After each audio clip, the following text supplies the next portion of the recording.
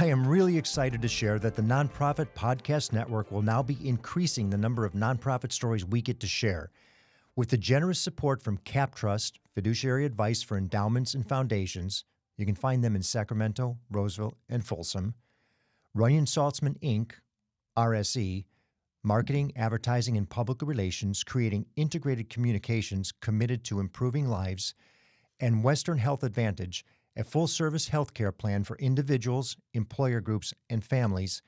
These businesses have made it possible for the Nonprofit Podcast Network to go from a once-a-month episode to once-a-week episode, allowing us to serve that many more nonprofit agencies in our community. Please give preference to these companies if you require their services, and if you don't, heck, write, call, or comment on their websites with a thank you. Oh, and be very sure to subscribe so you don't miss a single episode every Wednesday. Welcome to the Nonprofit Podcast Network. Our purpose and passion is to highlight a nonprofit organization in each episode, giving that organization an opportunity to tell their story in their words to better inform and educate the respective communities they serve, as well as provide one more tool for them to share their message to constituents and donors. Hi, I'm Jeff Holden, Principal of Multipoint Content Strategies and Hear Me Now Studio. We provide this forum pro bono to help build stronger communities through shared voices and to both encourage and support the growth of local nonprofit organizations through podcasting. Today's episode is a milestone, if you will. It was almost 4 years ago to the day that I recorded the very first nonprofit podcast for the network, and it was for an agency serving Placer County that was nearly devastated by the pandemic shutdowns. It was for Kids First, Counseling and Family Resource Centers, and it was focused on what was then the orientation of our programs, the flip to virtual events for nonprofits as a result of the pandemic shutdown. I'm happy to say the organization did survive. Maybe we played a small hand in that. But they're now on an upward trend, and part of that positive trend line is thanks to Debbie Gabelich. Debbie has a very well-rounded relationship with our nonprofit community, having been Director of Corporate Relations and Social Responsibility for the Sacramento Kings. She's also been in leadership roles for other nonprofit organizations like CEO of the very progressive Hope Production Foundation, President and CEO of the California YMCA. She had her own consulting firm, and now she's CEO of Kids First. You'll hear her experience resonate in our conversation, but more importantly, you'll hear her passion for the purpose and her team. Let's get started. Debbie, I am so happy to have you join me today for this conversation. I'm really looking forward to it. There's a bit of irony in the conversation, though, because we started this program, the Nonprofit Podcast Network, almost 4 years ago this month. And the first episode we did was Kids First. So here we are with a refresh, which is because what started the program was the failure, the inability of the organizations to do their annual events that were coming up in April and May and June because of the pandemic shutting everything down, and everything had to go virtual. And it was, through just the foresight of one of the agency executives, Mary Town, who said maybe a podcast would work to help nonprofits tell their stories about their virtual events. And then, of course, we've since morphed into nonprofits telling their stories to the benefit of the nonprofit as a tool. So thank you, and thank you for the organization. I know you weren't there at the time, but it's really exciting to see it come full circle. Yeah. And I think most nonprofits are still struggling with that. They're just getting back to doing in-person events. So we're excited too that it's full circle and that we get the opportunity to come back and share where we are today. Because it's only the virtual ones we're doing repeats for. Right. and you have special privilege because you're the very first one. So it's just so rewarding to see we're still here. We're still doing it, and we're doing it on a much grander scale than we did when we oriented this thing as a pro bono support mechanism. Right. So a lot's changed since that first episode, and Kids First is an extremely, I think, necessary but really robust program that many people probably don't have an understanding of what the scope of service is. Can you walk us through what it is that happens with Kids First? Sure. we are robust. I think, to your point, we get asked every day. We had no idea. Tell us what you do. We have 7 different entities inside of us. So we have our primary. We are a family resource center first and foremost, where folks can come in if they're struggling with rent, if they need food assistance, if they need housing, utilities, if they need help getting on CalWorks, anything that could help their family whole, insurance, whatever those needs are, we've got a team that works with them there. And to ask, you don't actually provide the food, you would, or do you? In some instances, we can align, so we collaborate with many other organizations, food banks, food source industries, and so we can have food brought in and we connect it to that. It could be formula, diapers, all of those things. Some will come to us, some we just connect them to directly. Okay. And we're vouchers, so we make sure they have the actual necessary needs. Childcare, all of those things can be done with collaboration we use with other entities. The other part of our service is we do counseling. So I've got a bank of 8 therapists on staff, and they do marriage and family counseling, they do abuse counseling, they do trauma-based therapy, they'll do it's called PCIT, which is parent-child interaction. That's primarily if a child, especially after COVID, we've seen these numbers skyrocket. If kids are having trouble concentrating in a classroom or having disruption issues, we teach the child what to do and help mom and dad or caregiver work with that child. We have an entire team of folks that we call parents as educators. So they work with the home, go straight to the home with mom and dad from birth to 5. It's a program that we work with through First 5, and we work through that. First 5, the other state organization. Yes, yeah. Okay. So that's we are an affiliate through them as well. Work with prenatal all the way to age 5, and then we do a sex trafficking component for the children's side of that. I have a team that's on the streets that does that. We also have. We do classes and outreach, education. I mean, so I have a staff of 35. And they're all busy. They would tell me that we could have a staff of 70. It's still not enough. I was just going to say 35 seems small for for what we do. Volume of service you provide. Yep. Do you have an idea of how many people come through the organization in, let's say, a given month or a given year? Yeah, we serve about 3,500 a year, between 3,500 and 5,000. It depends on the flow and how many people are in each family that we serve. Mm-hmm. But usually we have about 560 families that go through the therapy model. And then you have a total of 3,400 that will walk through the door that require the Family Resource Center with the parents as teachers that need housing assistance, whatever those numbers can look like. But yeah, it's significant. In terms of the connectivity, it would seem that you're associated with a variety of different organizations. We are. What would be some of the more significant ones maybe that we're aware of in terms of the collaboration and how you work with each other? So we house the seat for the Placer, the Child Abuse Prevention Council for the county, which means any entity within the county that serves potential that can do preventative measures for child abuse. So it's us, it's CASA, it's Lighthouse, it is the Latino Leadership Council, the Sierra Nevada Alliance.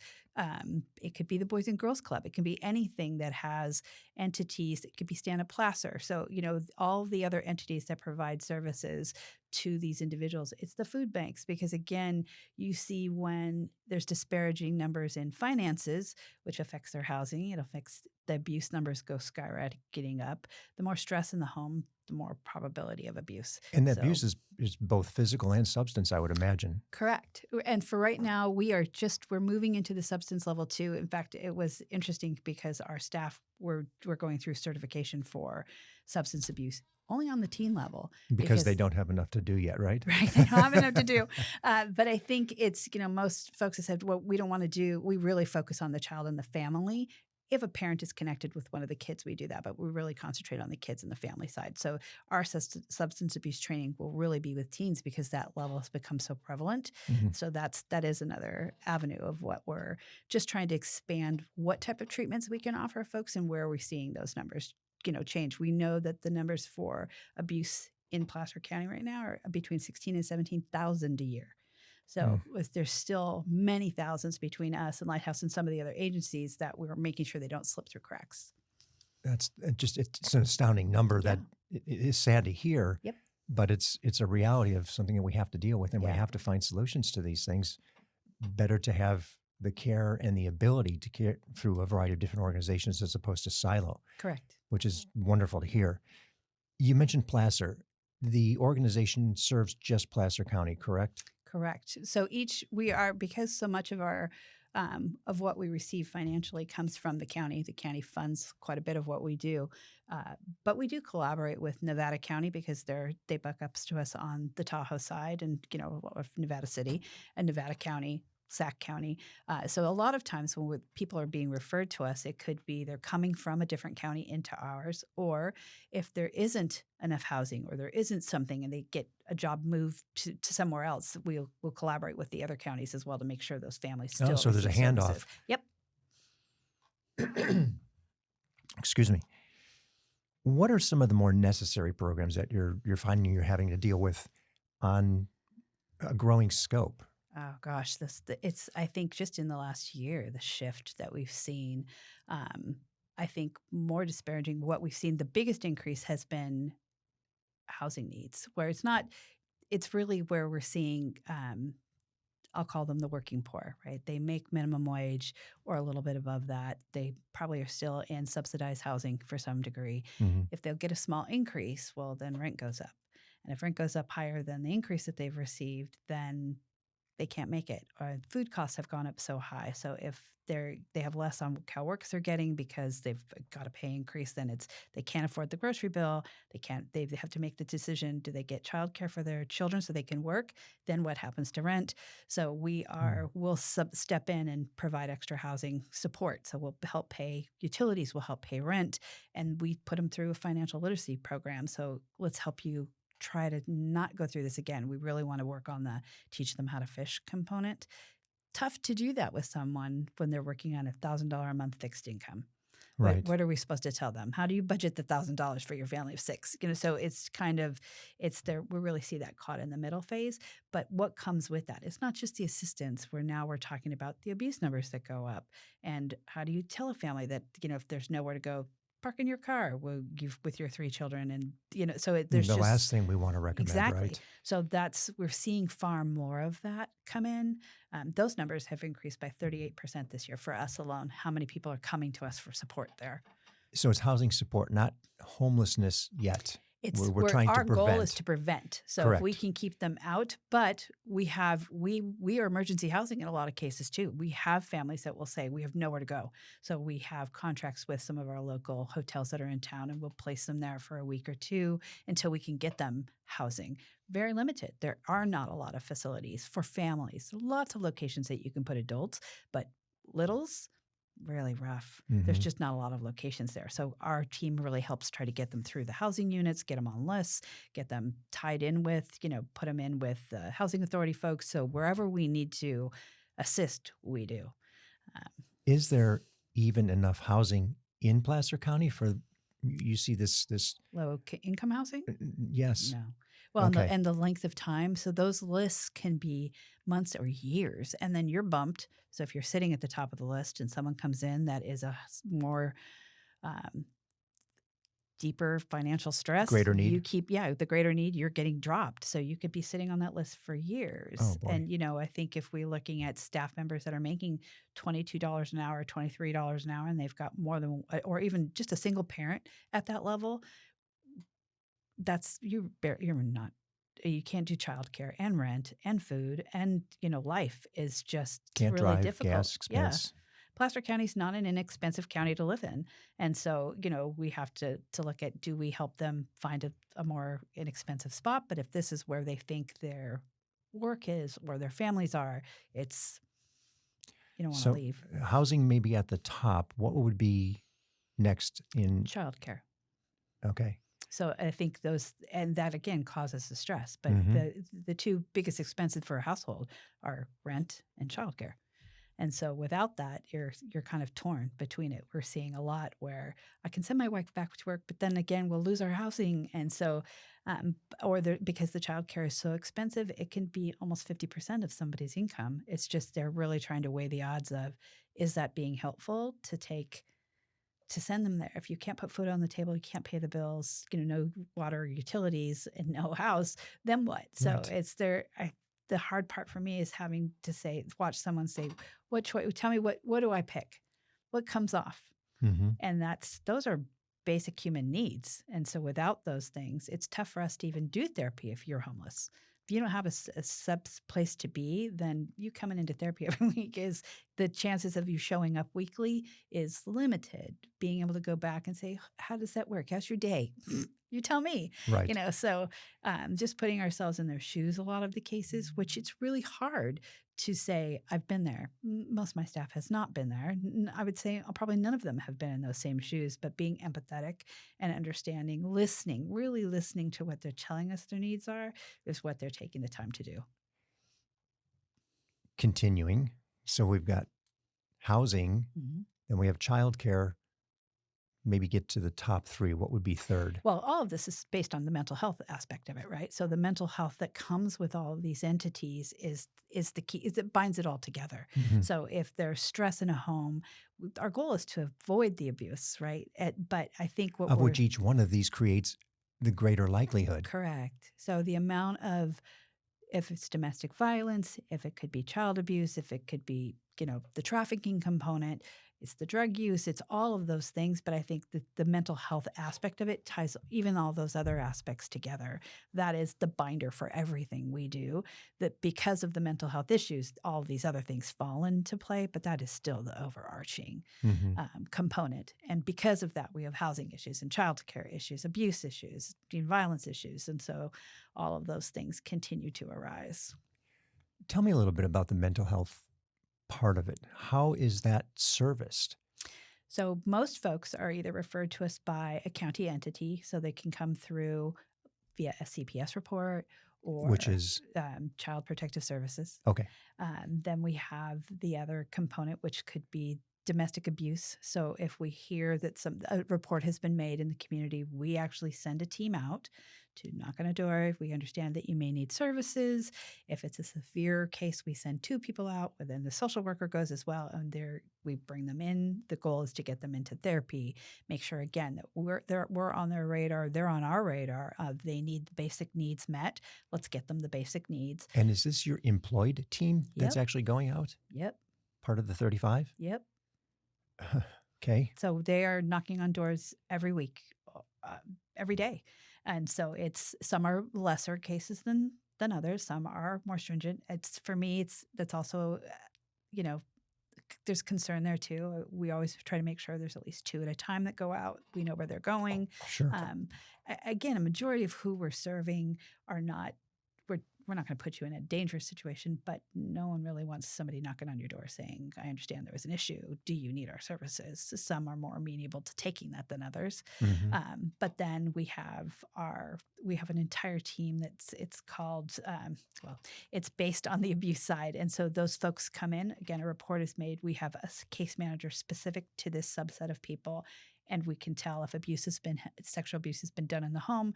Our goal is to quickly get that child into therapy so that we can help them maintain a subset of some normalcy in their life. Well, then what happens? They don't return to the home, do they? Or do they? Depends on the case, right? Okay. So it depends on how severe the case is and who the abuse was from. So it could have not been somebody in the home. It could have been something outside, external. And then, I think the other part of that is when there's trauma at home or bullying that occurs, social media incidents, all of those things. We have each one of our therapists has some specialty elements to them. So whether it's parent-child interaction, where you've really got a kid that's struggling in school with outbursts and something else is going on at home, if they can't maintain it in the classroom, we work with the child and the caregiver to ensure that we can bring them back into the fold so they can obtain the education. And it's not taking away from the other 30 kids in that room. That's key. It's making sure we're walking through the trauma. All of our team is educated on the basic traumas. Suicide prevention, those numbers are getting lower every year. So if we can lower, us mean in age. So we're seeing kids that are getting lower and lower. I was going to ask. Yeah, not lower numbers. What? Okay. No, the ages are getting younger and younger, which is frightening to really see that. And then we really can see the nurture. So that PAT team, my team, that is the parents as educators group, to me is my best level of prevention. We're in there at the beginning with kids, maybe a lot of single moms who didn't really have a good mother figure to start with. They don't know how to nurture. They're not understanding good nutrition. They don't get all those elements that will set their children up for success, just getting ready for school. And so we have an entire team that works with those households and make sure that we're getting those children ready to be successful when they go to schooling. Um, How do the families, I see the referral process that either comes through the school or from the neighborhood or from law enforcement in a variety of different ways. You get the referrals on issues that become obvious. mhm. How about families' awareness of the organization who can use the services, but it's not as severe. It's not a crisis mode. It's not a triage Right. situation where it's just to the benefit of your classes and things of that sort. How do they find out about you or get to you? Before we get to Debbie's answer on that question, let's take a break to recognize the people who are making this program possible. I was in the media business for over 35 years and had the great privilege of working with Runyon Saltzman, RSE, Marketing, Advertising, and Public Relations. We collaborated on many different campaigns, but their commitment to the nonprofit sector hasn't changed since their founder, Gene Runyon, started the agency. Over many years and many campaigns, Runyon Saltzman has been committed to improving lives by tackling California's most challenging issues. Guided by research-informed strategies and insightful, creative solutions, RSE develops innovative communications campaigns that raise awareness, educate, and reduce stigma in diverse communities throughout our state and beyond. To learn more about RSE, visit rs-e.com. I'm Kelly Brothers. At Cap Trust, we help individuals and families with wealth planning. We help big organizations with their corporate retirement plans. But we also do a lot of work with endowments and foundations, providing fiduciary advice for their investment management, their risk management, or working with donors. Give me a call or reach out via our website or ask one of our clients. Sacramento SPCA, Sacramento Food Bank, or the Greater Sacramento Economic Council. Cap Trust in Sacramento, Roseville, or Folsom. Find us at captrust.com or call 916-924-7527. I'm thrilled to have Western Health Advantage partnering with us as they do so much to support so many nonprofit agencies in our community. As a truly local health plan, you'll find individual and family options, employer options, plans for CalPERS and Medicare Advantage. From medical services to pharmacy, health and wellness support, as well as behavioral health care, Western Health Advantage has a plan that fits what you need. As an employer, for profit or nonprofit business, individual or family, you can find more at westernhealth.com. And now let's get back to Debbie Gabelich, CEO of Kids First, to hear what she has to say. So usually right now our social media that we're out there. We have our website that's there. The schools know, the county knows. So everywhere, if you're an individual that lives in Placer County, you can go to any Health and Human Services office, and we are there as one of the primary providers in the community. All of our school partners know that we exist, and that's where a lot of those referrals are coming from. But I do think we're getting more and more individual referrals that are coming through the door. I know you helped my neighbor, Sue, can you take a look at what I've got? Or I need help with this. I know you have helped, John that lives next door. And I think that's one thing that is the most surprising to folks. We're not talking about a subset of people that live in someone else's neighborhood. These are your neighbors. It's your next door neighbor. It's the lady who, stocking the groceries at the store. It is the woman who's cleaning the mall. It's everybody that lives on either side of you. So abuse is not it's not it doesn't subset, it Correct. affects everyone, and it doesn't Yeah, it's matter not a the level of pay. socioeconomic, No. it's a variety of different Yep. demographics and ethnicities and social lifestyles. It is. I think that's why most people are so surprised when we say we have some of the higher numbers for sex trafficking for teens.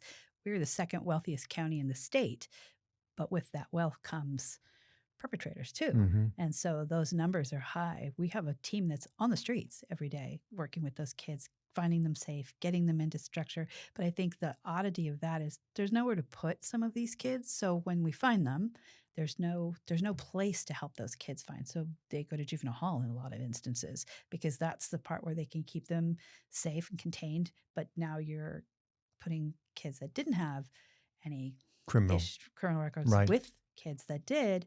And so what's that do? Yeah, how is that helping when it gets them, and they can pop in and out. So now mom and dad come back into the picture. They can help with the safeguard, and then they're gone again, and the child goes back. So there's a lot of back and forth that happens there. Mm-hmm. We're really seeing that, what the effects of that is long term, for sure. In terms of assistance, I noticed from the website there's a variety of things you can do to help somebody who's maybe struggling, understanding that I've got to get this signed up, I've got to do this, I've got to get into my Medi-Cal or whatever the program is. Sometimes it's daunting. Yep. It's daunting for many of us, Yep. Not to mention some of those who are challenged with everything else that they're dealing with. What are some of the programs that, or some of the assistance benefits that you provide? Well, I think English as a second language is number one, right? Oh. So because so many of our clients are only Spanish speaking, it's getting through those systems with Medi-Cal, with CalWorks. If you don't understand the language as it is, that is beyond You're daunting. never going to, right. If you're living in an assisted living or in a rent-controlled facility, sometimes like utilities are included in your rent. If you didn't know and those numbers are up, you're looking at eviction because you couldn't pay, you couldn't read your bills. So usually our team, our case management team, have between 60 and 80 families each that they work with. And that's exactly what they do. Bring us your bills. We'll take a look at them for you. If you need help with this form, we're not just going to give you the form. We're going to fill it out with you, get it into the system. If you need Medi-Cal and you don't have it already, our folks will not just sign you up, but they'll make sure you've got a client or a rep and then maintain it with you if something comes in, if you get forms. So it's everything to make sure that we keep the family whole. And I think sometimes I have to tell my team, we have to be okay with this is what we can do and be grateful that we were able to do this much, because there's times it's daunting. We can't provide it all. There's not enough people. There's not enough money. It's reality. And I think that trying to really help these folks grow and learn, we need more classes. We need to be able to do more on that front. We do a father only class for Forever Fathers, and that's specifically for single dads and those folks come back over and over because of the camaraderie, and they really can see the growth from here to here. Many of our dads will tell you that story. I happened to be at one of your Yep. events, and it was a dad who had gone through the program and told his whole story about just the upbringing with his children and where they are today. And the kids came up and spoke, and it was an amazing outcome of how that all ended up. And he now has since retired and gets to spend a lot of time with his children. Yeah, well, and he was an older dad to start with, so it was really a struggle when he had a fixed income with a wife that was struggling with abuse and drugs. And so, what he needed to do to keep his children safe, but having because all of our classes have a therapist and then a case manager in them teaching, so they can walk through whatever issues they are. And they also have the stories from the others that they can on different lived experiences. And so that one has been a huge benefit to the community. We do a co-parenting class as well to help folks that are in the mix of divorce, or they're single, or maybe it's a different caregiver, could be able to communicate with one another, because having those kids in the middle is where you see a lot of trauma occurring as well. We do anxiety classes. We work on social media with the kids of how to keep them safe in some of those entities. We're working on anything that we see. If we see a large grouplet of individuals come in with a similar kind of concept, as well, let's create a group out of this. Let's see what we can do to help these folks all come together in that arena. And we see the positive effects of that. And I think you can see crossover from one section to the other. I think the other story that we had at the event, that was Lily, who is your story for this. Correct. She was in our system from the time she was 10. And she was one of those kiddos that were just in the system. She ended up becoming a teen that landed in the sex trafficking pool as well. And she connected strongly with one of our case managers, who has really become a maternal figure to her. She calls her before she'll call anybody else. And or making sure that Lily shows up for these appointments, getting her there was a struggle. So having a connecting point to make sure she's getting those services that she needs. By the time she was an older teen, she got pregnant, and again, our case manager was on hand when she was having this baby, and the baby is thriving now. Lily has a job. She's got her own place.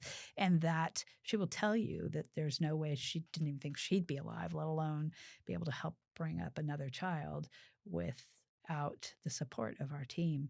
And I think that goes over and above what you're going to get funding from a county or when you're looking for whatever kind of funding. It's also a testament to the team that you've got exactly to engage at that level to become a maternal figure. Yeah. That's your child and now your grandchild in essence. Yes. From a perceptual standpoint. We just did it. We're doing a birthday party for the little one because he's turning 1. So, but I just think I do applaud my team because there's not one family that comes through our doors that they don't get vested in. Sometimes I almost have to pull them back slightly because you do get vested in these hundreds and thousands of people that walk through our door. You want to make sure they're all whole, that you want to make sure that they feel and that they can do for their children like you were able to do for yours, or at least give the kids that chance so that there's, and the epitome of that servant's heart. Yeah, it really is. They are. They're all servant leaders. And some of them aren't. And I want to say that even if they're in their young 20s, they're learning that concept of giving to others above themselves. And they really do put themselves in those shoes. I love that my team will not just hand you a sheet with the resources on there. Let me explain each one. If you don't understand it, I'll do that with you. Let me get that through. Are you having troubles with groceries? Let me call for you and get that set up. And so, but then it's teaching them the next level because you don't want to get into the pattern. I'll do that all for you. Yeah, it's not an enablement. That's right. We need to teach them to get themselves to a part where they can do it for themselves. And now they are a strong and vibrant individual within that community, and they become sustained and viable. And so that's our goal for each of these families, is to get them to a spot where they can manage day-to-day life and there's no struggles that are happening with it. I can't fix their income a lot of the time. Right. We've had kids that have helped them find a job, got them a job, but you can't handhold them through that. And if they lose that job, you did your part. We need to continue it. This is how much you can give, and keep going to the next family. Well, it's a sustainability too. Absolutely. They will self-select out at some point, unfortunately, if that's the case. Yeah. Or self-select in. Yep. Which is the success story. I agreed. And I do believe that, if I really look at the populace of who we have, 95% of our people want to do better. They want to get to the level where they don't need us anymore. You do have a small percentage of those individuals that say, you're going to help me, I'm going to take it. Sure. But that's such a small percentage, really, who use the system or who are maybe think it's much easier if you just do it all and I don't have to worry about it. But a majority, again, that 95%, that they want to be better. They want to live a life where they're not having to come into our doors, but creating an environment that's not frightening for kids that come in. We moved both of our offices on purpose. We wanted to have a more welcoming environment. So it's not scary for the kids. It's not scary for mom or dad or caregiver, whoever it is that's bringing them there. This is supposed to help the family, not create more stress for them having to come into an environment that's not welcoming or warm when they arrive. So I think that we really have looked at all aspects of how and where we serve and what that looks like to the families that come through our doors. And you mentioned your 2 locations.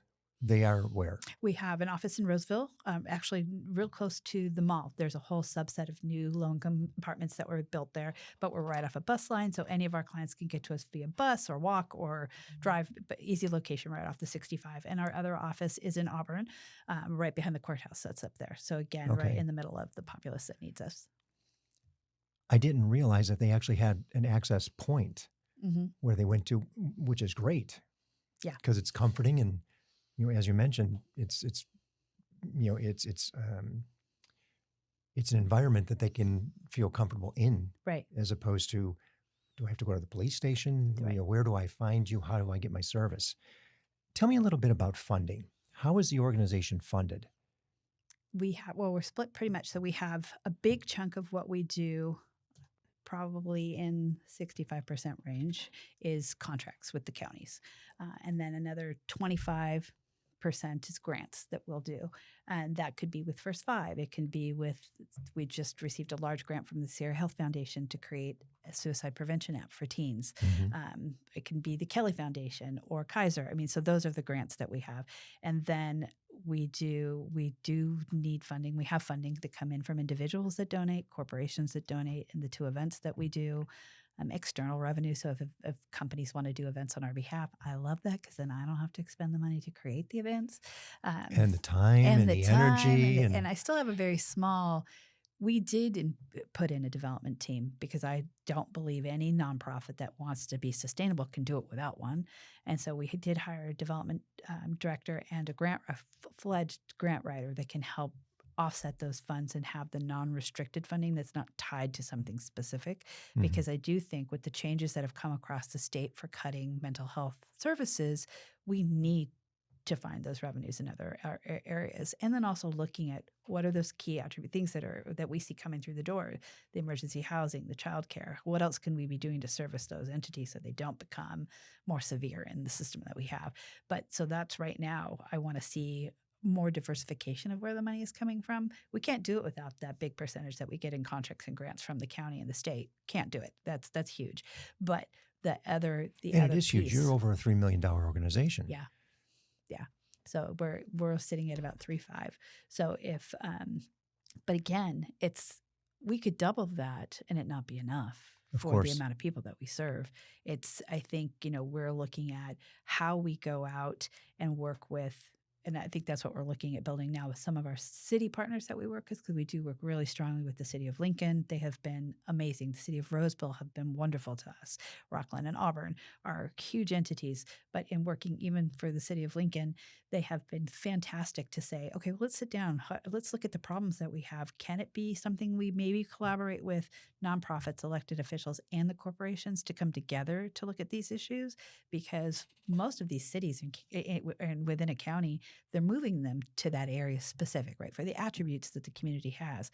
Well, if you're going to see a large populace now of homeless people sitting on the streets or folks with mental health issues walking through your path, your business is going to suffer for that. So we really need to look at how we keep communities safe. But there's just not enough money in the city pots or the county pots. So I think we've got to do more collaborating between the for-profit, nonprofit, and elected official sectors to come together to look at these programs. Well, and one of the things that I did see that I think was something I haven't seen on other sites, I'm sure it exists, I just haven't seen it, but you have what the contribution equates to. Yeah. So a $50 donation equals this, and it's on the website in little boxes all the way up to a $7,500 donation, right, which I think gives an interested donor the ability to look and go, okay, I see what the value of that contribution is. I can see tangibly that this much money will equal that sort of service. Right. And it's a wonderfully robust site, almost overwhelming in some cases because you have so many services that you're offering, but you break them all out. And the other thing that I think is amazing to me is that you also offer everything in Spanish. Yeah. Tell me a little bit about that. So when we started to see more and more of our populace that was Spanish speaking, there wasn't, and I will give credit to our other counterpart that does similar services to we do. We each have different attributes, but understanding that the populace of individuals that need support, if we didn't have Spanish-speaking staff to help them, where else could they go? Mm-hmm. So it's making sure that our case managers, all of my 9 case managers, 7 of them are fluent in Spanish.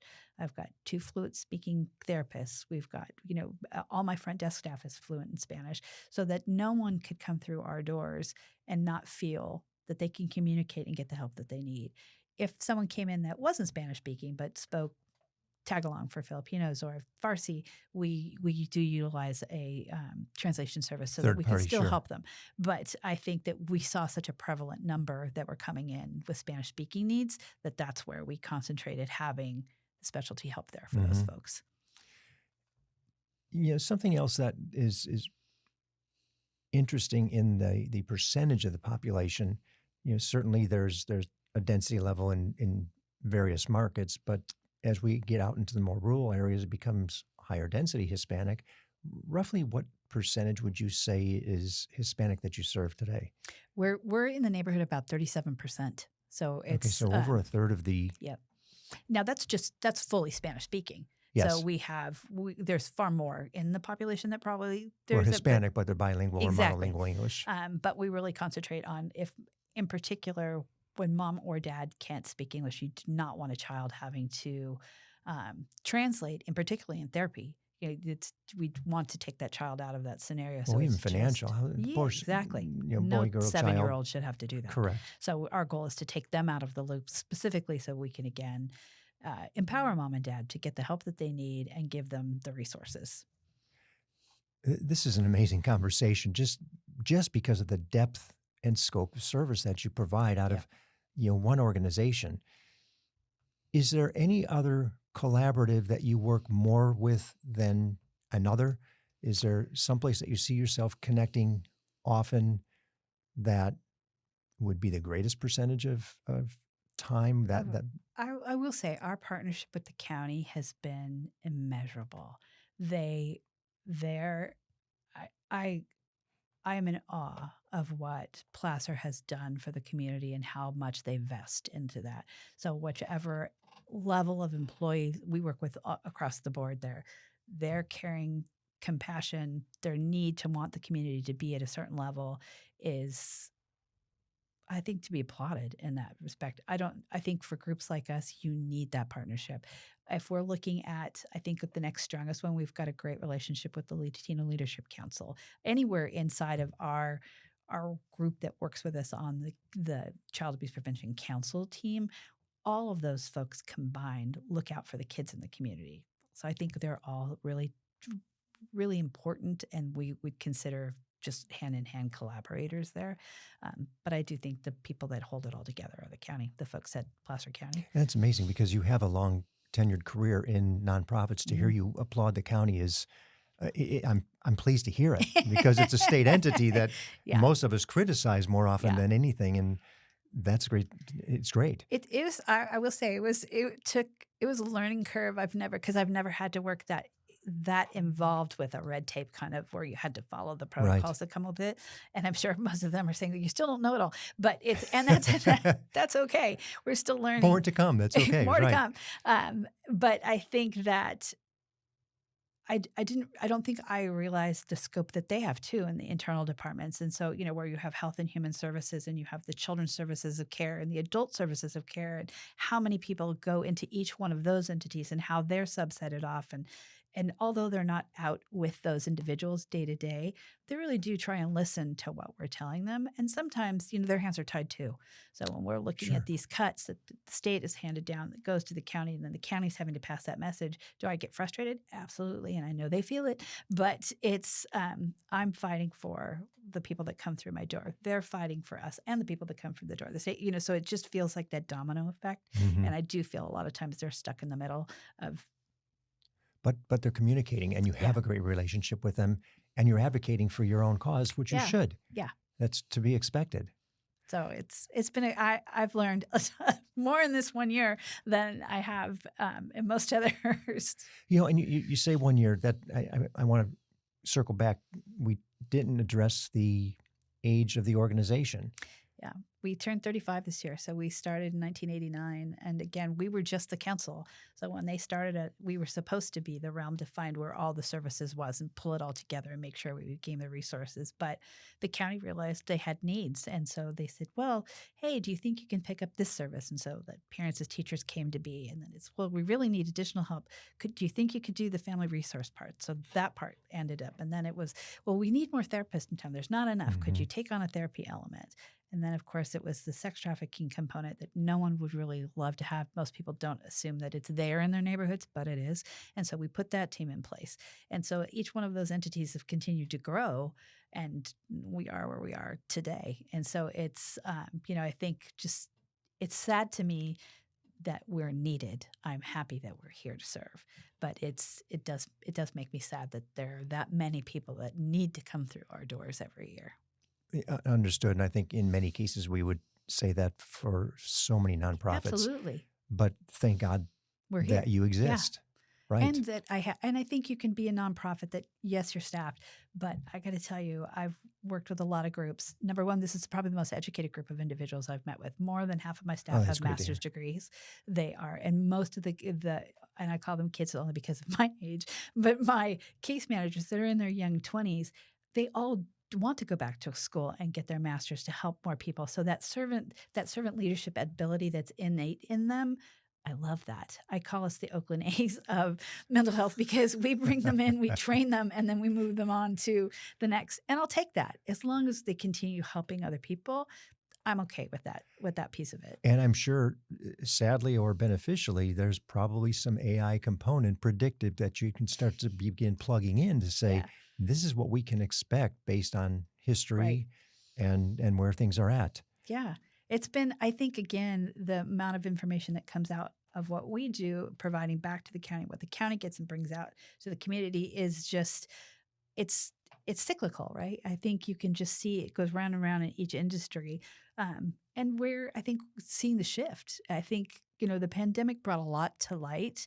Has everything gone back to normal? Day to day looks relatively, but I think the after effects of what some of these families have occurred, I think a majority of the white collar, you see a different level. When you're down here, again, working a minimum wage job, I think a lot of those folks have really felt they've never come out of it. It's just they have not gotten to a space where they're back to normal day-to-day activities. Those are the folks that are sitting in our lobbies every day.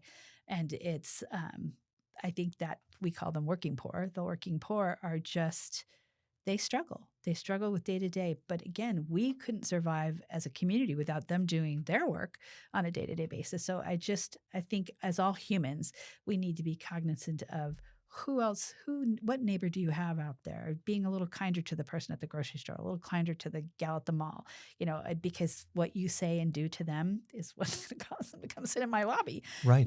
Right. So in so many different ways. We had Blake Young from the Sacramento Food Bank on, and his comment that struck me just so vividly was, it's that person that you just described. It's your next door neighbor who has food insecurity because they had to make a decision. Do we go buy food today or do we pay rent? Right. And we don't have the ability to do both.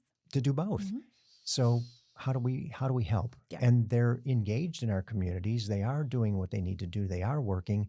They just don't have the capacity to contribute the same way everybody else does. Completely. And I do think what I hear a lot, you almost expect that in Sacramento because there's the shift in population, right? That you've got the upper echelon, the mid, but you have the low. And people know those neighborhoods. But when someone says Placer County, they say, oh, you guys are in a bubble. Right. Do you see the people marked at the mall? That mall's always packed. But we do. Every community has a subset of people that need help. And I think that it's as the more population moves into the area, the larger those numbers are going to be because you're already going to you're going to see the shift in classes that come through. We're not a class society, but we are, you do have the poor, the working poor, but if you have a minimum wage job, you don't qualify for Medi-Cal. You don't qualify for all of these assistance. So the minute you have anything. Oh, because you have too much income to qualify. Right. Even though it's virtually no income. Correct. Not enough for your family. But so, the levels of how you obtain help is how much money you have coming through the door with how many people in that household. We see a lot of folks that may land in our county that were getting away from abuse in a different county. So they come our way. And I have to tell them, well, if you don't have somewhere to live, we do not have there's not a lot of space left. And particularly for families, there's, if you are a homeless male or an adult, there's a gathering in our area. That's great. But if you're a family, you've got littles, we have virtually very limited space, virtually nowhere to put them. And what do you do with that? Mm-hmm. You don't want to tell them there's the park, park your car.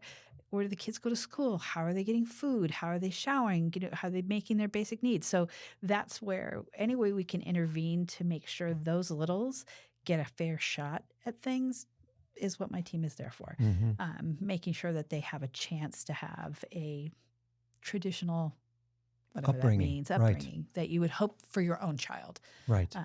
So I think